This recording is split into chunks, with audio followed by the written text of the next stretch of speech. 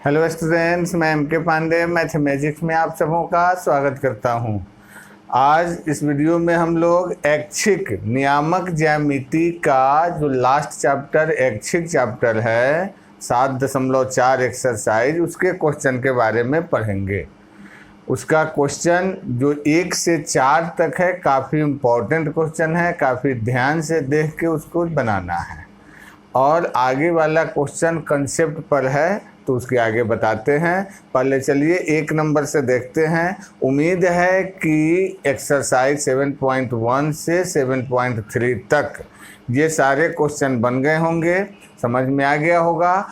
और इसके जितने भी सूत्र हैं, फार्मूला वाला जो चैप्टर बताए थे लेक्चर में, वो सब भी समझ में आ गया होगा। अगर नहीं किए हैं पिछला वीडियो तो उसको अवश्य देखें, बहुत ही अच्छा कंसेप्ट हो जाएगा और तब आगे ऐच्छिक वाला क्वेश्चन देखेंगे। चलिए क्वेश्चन शुरू करते हैं। क्वेश्चन नंबर 1 क्या दिया हुआ है? बिंदुओं A 2 - 2, 2 - 2 और B 3 7 को जोड़ने वाले रेखाखंड को रेखा 2x + y - 4 जिस अनुपात में विभाजित करती है उसे ज्ञात करें। जैसे समझिए थोड़ा सा, मान लीजिए कि यह एक 2 चर वाला रैखिक समीकरण है। तो जब पढ़े होंगे 2 चर वाले रैखिक समीकरण में ग्राफीय विधि से हल करना, तो इसका जब हम ग्राफ खींचेंगे तो कोई ना कोई सरल रेखा मिलेगा किसी भी तरह से। अब यह जो सरल रेखा है इस दोनों बिंदुओं को मिलाने वाले रेखाखंड को कहीं काटेगा, तो काटेगा तो 2 भाग में बटेगा। उस दोनों भाग का रेशियो बतलाना है हमको, ठीक है। तो चलिए पहले हम एक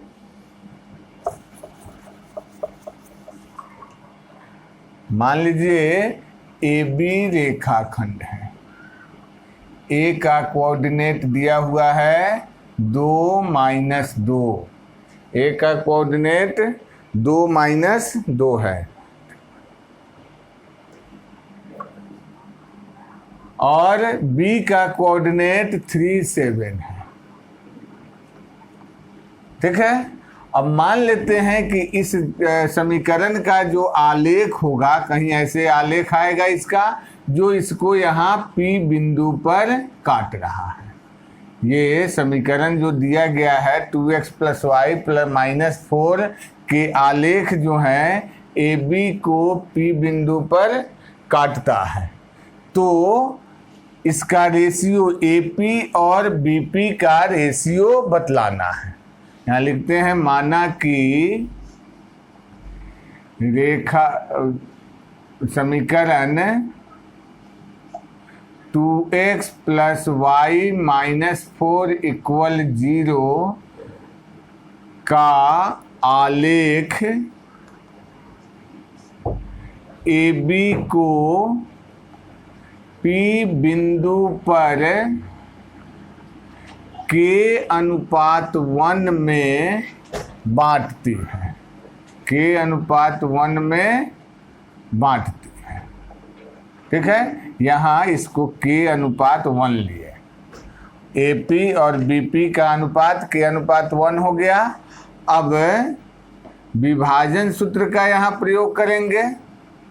विभाजन सूत्र से क्या लिख सकते हैं? P का नियामक जो है XY, तब P का नियामक X बराबर क्या होगा? K × 3, 3K + 2 / K + 1, ठीक है। और Y बराबर K × 7, 7K - 2 / K + 1। ये आपका P का नियामक हो गया। अब यह P बिंदु जो है इस समीकरण के आलेख पर भी स्थित है, मतलब इस समीकरण का हल होगा। हल जो होगा XY का वैल्यू वही ना इस ग्राफ पर आएगा, तो इसका हल होगा। अतः P का नियामक P के लिए प्राप्त x और y का मान दिए गए समीकरण को संतुष्ट करेगा, संतुष्ट करेगा। ठीक है, तो करेगा तो इसमें रख देंगे एक्स वाई का वैल्यू, इसलिए 2x है, 2 इंटू एक्स का वैल्यू 3k प्लस 2 बाई के प्लस 1, 2k प्लस y का वैल्यू 7k माइनस 2 बाई के प्लस 1, -4 बराबर 0 है तो इसको इक्वल 4 लिख सकते हैं। अब इसको सोल्व करके k का वैल्यू हमको निकाल लेना है, तो LCM हो जाएगा k प्लस 1, यहाँ 6k plus 4 plus 7k minus 2 equal 4, या 6k और 7k 13k plus 2 equal 4k plus 4 हो गया, या 13k minus 4k equal 4 minus 2, 9k equal 2, therefore k equal 2/9।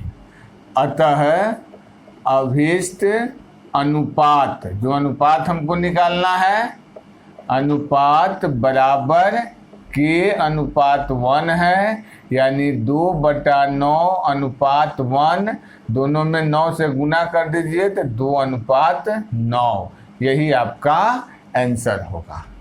ठीक है, चलिए इसका स्क्रीनशॉट लीजिए, अगला क्वेश्चन बताएं। हाँ चलो, अब है क्वेश्चन नंबर 2, इसमें है x और y में संबंध ज्ञात कीजिए यदि x, y 1, 2 और 7, 0 तीनों संरेख बिंदु है। तो तीनों संरेख बिंदु है, इसलिए इनसे बनने वाले त्रिभुज का क्षेत्रफल 0 होगा। तो वही संबंध हमको दिखाना है, 0 होगा। तो यहाँ लिखेंगे चूंकि A का नियामक xy है, B का 1 और 2 है, और C का 7, 0 संरेख बिंदु है, संरेख बिंदुएं हैं, इसलिए एरिया त्रिभुज ABC बराबर 0 या 1/2 एरिया ABC 0 होगा। फॉर्मूला डालेंगे x1 यानी x, y2 minus y3 2 minus 0 plus x2 1 और y3 minus y1 0 minus y plus x3 यानी 7 और y1 minus y2 y minus 2 equal 0। Mode और 1/2 हटाइए फिर भी 0 होगा, इसको गुना करके लिखते हैं 2x minus y plus 7y minus 14 बराबर 0, या 2x प्लस 6y माइनस 14 बराबर 0। सब में 2 से भाग लग जाएगा तो x प्लस 3y माइनस 7 बराबर 0, यही संबंध होगा। या इसको हम लिख सकते हैं x प्लस 3y इक्वल 7, ये संबंध हुआ, चाहे ये दोनों में से कोई भी लिखिए, ठीक है। यानी x y के बीच संबंध क्या हुआ, तो यही जो इक्वेशन का हल होगा, x प्लस 3y प्लस 7 के अनगिनत हल होंगे, और वह अनगिनत हल जो होंगे उसमें से कोई भी हल x y की जगह यहाँ रखेंगे तो यह तीनों संरेख बिंदु आएगा। चलिए इसका स्क्रीनशॉट लीजिए, तो अगला क्वेश्चन बताएं। चलो क्वेश्चन नंबर 3 है, बिंदु 6 माइनस 6 3 माइनस 7 और 3 3 से होकर गुजरने वाले वृत्त का केंद्र ज्ञात करें। मैंने एक वृत्त है जो इन तीनों बिंदुओं से होकर गुजरता है। मान लीजिए एक वृत्त है जिसका केंद्र O है, इस पर एक बिंदु यहाँ मान लो A है, एक B बिंदु है, एक C बिंदु है। A B C से होकर गुजर रहा है। A का कोऑर्डिनेट 6 -6 है, B का कोऑर्डिनेट 3 -7 है और C का कोऑर्डिनेट 3 है। ठीक है, इन तीनों बिंदुओं से होकर ये जाने वाला वृत्त है जिसका केंद्र O है। मान लीजिए O का नियामक XY है, तो यही X और Y का वैल्यू निकालना है। इसको मिला देते हैं तो OA, OB और OC वृत्त के लिए त्रिज्या हुआ। तो तीनों वृत्त या OA, OB, OC वृत्त की त्रिज्याएं हैं, इसलिए सभी आपस में बराबर होंगे। यहाँ लिखेंगे माना कि केंद्र O वाला एक वृत्त A, B तथा C बिंदुओं से गुजरता है और O का नियामक XY है। ठीक है, तो XY का वैल्यू निकालना है। चूंकि OA, OB, OC तीनों बराबर होगा, वृत्त की त्रिज्याएं हैं। ठीक है, वृत्त की त्रिज्याएं सभी बराबर होती है। अब दो एक साथ लेंगे। मान लीजिए OB और OC बराबर होगा, OA और OC बराबर होगा, चाहे OA और OB बराबर होगा, तीनों में से कोई ले सकते हैं। तो मान लीजिए पहले हम लेते हैं OA और OC बराबर है, कर लीजिए, चाहे OB और OC पहले बराबर करते हैं, ठीक रहेगा। OB और OC, तो OB स्क्वायर बराबर OC स्क्वायर, इसलिए पहले किए कि दोनों में ये 3 बराबर है, Y का वैल्यू इसी से आ जाएगा। OB स्क्वायर बराबर OC स्क्वायर हुआ, तो OB का मान क्या होगा, x - 3 का होल स्क्वायर दूरी सूत्र प्लस y + 7 का होल स्क्वायर बराबर x - 3 का होल स्क्वायर और y - 3 का होल स्क्वायर। अब दोनों तरफ से ये हट जाएगा, तब बचा केवल y वाले टर्म में, तो ये हो जाएगा y square plus 14y plus 49 equal y square 6y + 9, ये प्लस b का होल स्क्वायर है माइनस b का होल स्क्वायर, ये हट जाएगा, ये इधर आके जुड़ा जाएगा, तो क्या होगा 14y + 6y बराबर 14y + 6y 9 - 40 49 बराबर -40, इसलिए y बराबर -40 20 हो जाएगा बराबर -2, y का वैल्यू आ गया।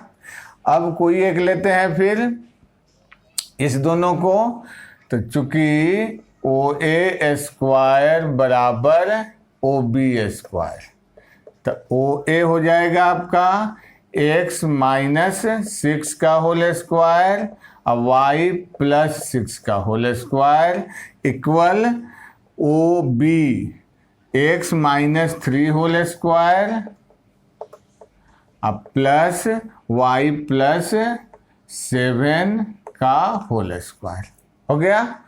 अब इसको सोल्व करेंगे हम, इसका x square minus 12x + 36 plus y का वैल्यू यहाँ डाल देते हैं -2 का होल स्क्वायर हो जाएगा। आप बराबर x स्क्वायर -6x + 9 अब प्लस y का वैल्यू फिर -2 + 7 का होल स्क्वायर, या x स्क्वायर हट जाएगा, 6x बराबर के इधर आए तो -12x + 6x प्लस 36, 6 में से 2 गया 4, 4 का स्क्वायर 16 बराबर 9, और 7 में से 2 गया 5 का स्क्वायर 25 हो गया, या -6x, ये दोनों बराबर 25 और 9 34, अब -6 6 12, 3 1 4 1 5, या -6x इक्वल 12 में से 4 गया 8, 4 में से 3 गया 1, माइनस में, इसलिए x बराबर -18 -6 इक्वल 3। तो इसलिए वृत्त के केंद्र का नियामक क्या हुआ, एक्स वाई, यानी x का वैल्यू 3 और y का वैल्यू -2, यही आंसर हुआ आपका। तो इस तरह से 3 बिंदु से होकर गुजरने वाले वृत्त का केंद्र का नियामक ज्ञात कर सकते हैं। चलिए इसका स्क्रीनशॉट लीजिए तो अगला क्वेश्चन बताएं। चलिए क्वेश्चन नंबर 4 में है, किसी वर्ग की 2 सम्मुख शीर्ष के नियामक दिए गए हैं और वर्ग के अन्य 2 शीर्ष ज्ञात करना है। यानी 4 शीर्ष हुआ, ABCD एक वर्ग हो गया, मान लीजिए ABCD, A का कोऑर्डिनेट मान लो -1 और 2 है, और C का कोऑर्डिनेट है 3 2, ठीक है, और बाकी दोनों B और D का कोऑर्डिनेट निकालना है। सम्मुख शीर्ष के 2 नियामक दिए गए हैं और 2 ठो निकालना है। एक यहाँ से हम विकर्ण खींच देते हैं, मानते हैं पहले B के लिए B का नियामक XY है, माना कि वर्ग ABCD में A का कोऑर्डिनेट -1 2 है, C का कोऑर्डिनेट 3 2 है, तथा B का कोऑर्डिनेट XY है। अब चूंकि वर्ग की चारों भुजाएं बराबर होती है, चूंकि ABCD एक वर्ग है, इसलिए AB और BC बराबर होगा, AB इक्वल BC बराबर होगा, तो इसका स्क्वायर भी बराबर होगा। तो AB का length x + 1 whole square plus y - 2 का होल स्क्वायर बराबर x - 3 का होल स्क्वायर और y - 2 का होल स्क्वायर। यहाँ से y - 2 दोनों तरफ से हटा दिया जाए तो क्या बचा, x square plus 2x + 1 equal x square -6x + 9। ये दोनों कैंसिल, 6x को इधर बुलाते हैं तो 2x + 6x इक्वल 9 - 1, या 8x equal 8, therefore x equal 1। यहाँ x का वैल्यू हमारा निकल गया। चलिए अब y का निकालना है, तो एक कंडीशन और है कि ABCD वर्ग है तो एंगल B 90 डिग्री होगा और ABC एक राइट ट्रायंगल होगा। तो चूंकि एंगल B 90 डिग्री है, इसलिए ABC एक समकोण त्रिभुज होगा। समकोण त्रिभुज हो गया। अब इसमें पाइथागोरस प्रमेय यूज कर देंगे। समकोण त्रिभुज के 2 भुजा के वर्ग का योग तीसरी भुजा के वर्ग के बराबर होता है, तो इसलिए AB square plus BC square equal AC square, या AB स्क्वायर को क्या लिख सकते हैं, x +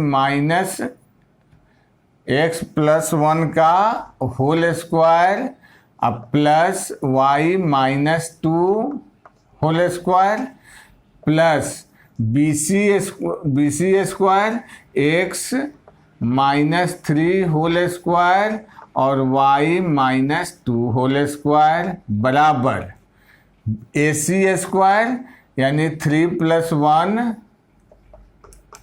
का होल स्क्वायर और 2 - 2 का होल स्क्वायर हो गया। या यहाँ x का वैल्यू निकल गया है तो यहाँ डाल देते हैं, तो 1 + 1 का होल स्क्वायर प्लस इसको तो लिखना होगा y square minus 4y plus 4, ठीक है। अब प्लस x का वैल्यू फिर 1 - 3 whole square plus y square 4y 4 equal 3 × 1 4 का स्क्वायर 16 i 0 हो जाएगा, तो 16 हो गया। या 1 1 2 का स्क्वायर 4 प्लस y स्क्वायर ये दोनों जोड़ा जाएगा तो 2y स्क्वायर फिर -4y माइनस 8y, ठीक है। फिर यहाँ 4 3 में से 1 गया -2 का स्क्वायर भी 4 हो जाएगा प्लस यहाँ का 4 हो गया इक्वल 16। अब देखिए ये 4 4 8 4 12 4 16 इधर से हटा दीजिए तो क्या मिला, यहाँ 2y कॉमन हो जाएगा, y - 4 इक्वल 0, 2y × y - 4 0 हुआ, मतलब यह 0 होगा चाहे यह 0 होगा। तो यदि 2y = 0 होगा तो y = 0 आया और y - 4 0 होगा तो y का वैल्यू 4 आया। तो इस तरह से हमारे पास 2 नियामक निकले, x का वैल्यू 1, अतः सम्मुख शीर्षों का नियामक b का, पहले देखिए 2 नियामक निकला ना, यहाँ x के लिए 1 और y के लिए 0 और x के लिए 1 और y के लिए 4। अब जरा सोचिए, जो काम हम इधर से किए ABC त्रिभुज में सब काम किए b का नियामक xy मान के, तो यही अगर हम XYD का नियामक लिए होते तो भी सेम प्रोसेस आता, AD और CD बराबर होता और AD square plus CD square बराबर AC स्क्वायर होता, सेम प्रोसेस से पहुंचते। तो लास्ट में जाके फिर यही दोनों नियामक हमको D बिंदु के लिए भी मिलता।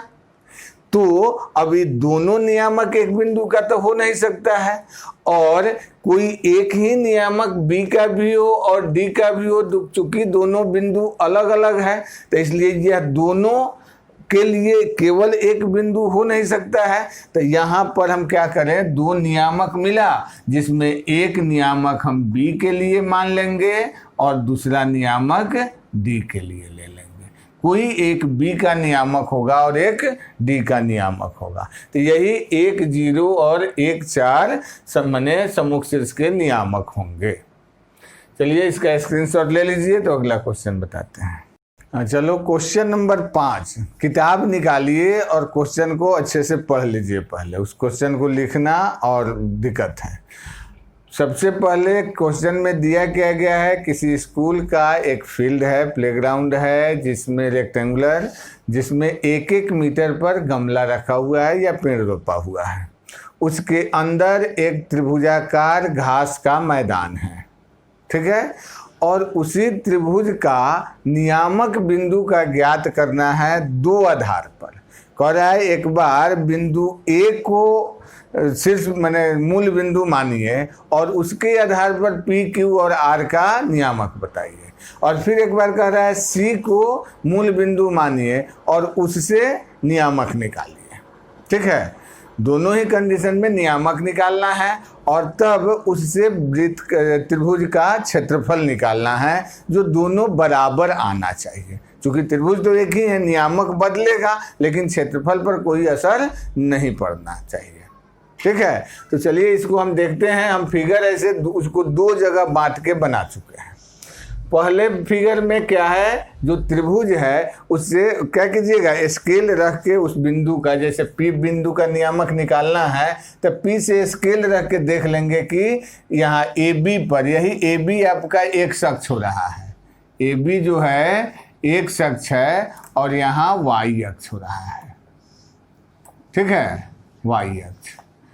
तो आपको स्केल रख के देखिएगा ना, तब P का x पर 4 पर मिलेगा और y अक्ष पर यानी AD पर 6 पर मिलेगा। तो चित्र में त्रिभुज PQR के लिए P का नियामक आपको मिलेगा 4, 6। स्केल से देखना है, अपने किताब में स्केल रख के और उसको देखना है कहाँ मिल रहा है। तो 4 पर मिलेगा और इधर मिलाइएगा 6 पर मिलेगा, तो इसका नियामक 4, 6 हो जाएगा। फिर Q का नियामक देखिएगा तो 2, 3 पर मिलेगा और इधर 2 पर मिलेगा, तो 3, 2 हो जाएगा। और R का नियामक देखिएगा तो R का यहाँ 6 पर मिलेगा, इधर 5 पर मिलेगा, तो 6, 5 हो जाएगा। ठीक है, तीनों नियामक हो गया। उसी तरह से इसमें जब देखिएगा तो C को मूल बिंदु मानना है। किताब को पलट लेंगे, उल्टा रख लेंगे तो एक की जगह पर C आ जाएगा और C को मूल बिंदु लेना है, तो यह आपका x अक्ष हो जाएगा और यह y अक्ष हो जाएगा। माने OD x अक्ष होगा और OB y अक्ष होगा। तो इसलिए इस केस में यदि C को मूल बिंदु माना जाए, मूल बिंदु लिया जाए, तो P का कोऑर्डिनेट आपको मिल जाएगा 2 माने 12, 2, 12, 2 और Q का मिलेगा 13, 6 और R का मिलेगा 10, 10 और 3 हो गया। ये दोनों कंडीशन में आपको नियामक मिल गया। तो दोनों का देख के नियामक केवल लिख देना है और तब दोनों नियामक से त्रिभुज का क्षेत्रफल निकाल देना है।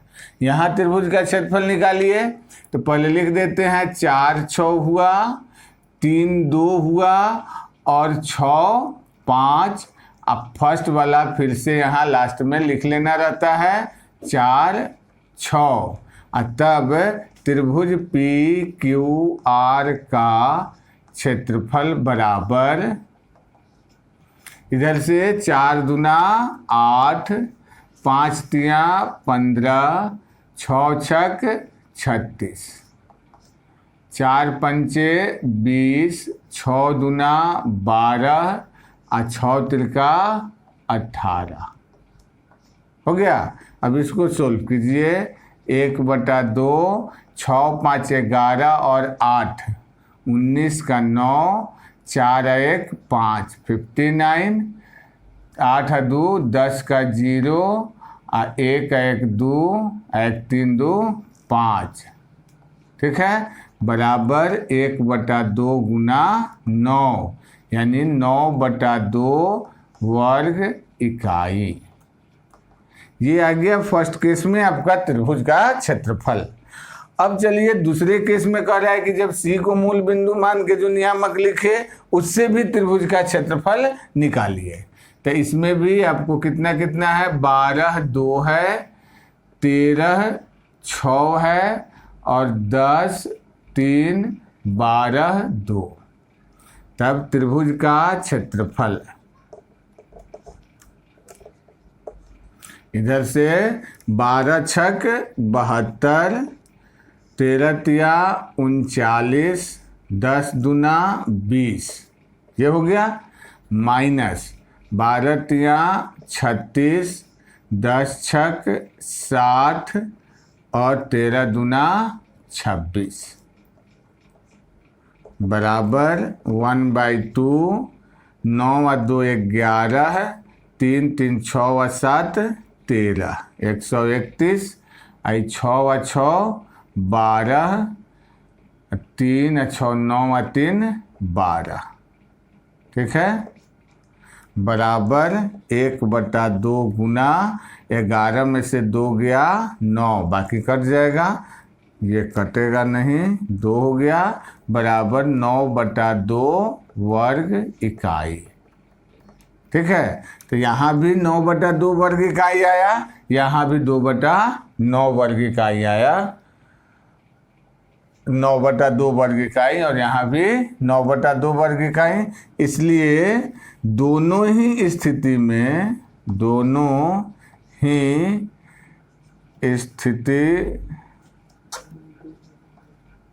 स्थितियों में त्रिभुज PQR का क्षेत्रफल समान है। यही निष्कर्ष निकला। यानी हर स्थिति में त्रिभुज का क्षेत्रफल, चूंकि त्रिभुज तो जितना जगह यहाँ घेरा, अगर हम C को भी मूल बिंदु मानते हैं तो उतना ही जगह यहाँ भी घेर रहा है, तो क्षेत्रफल दो के में कोई अंतर उनका नहीं पड़ेगा, नियामक बदल जाएगा मूल बिंदु बदलने से।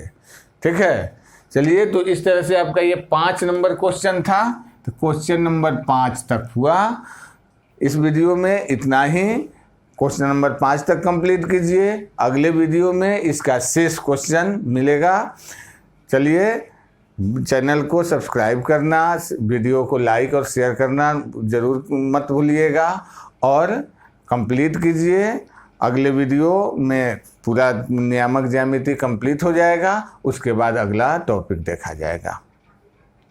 तब तक के लिए धन्यवाद।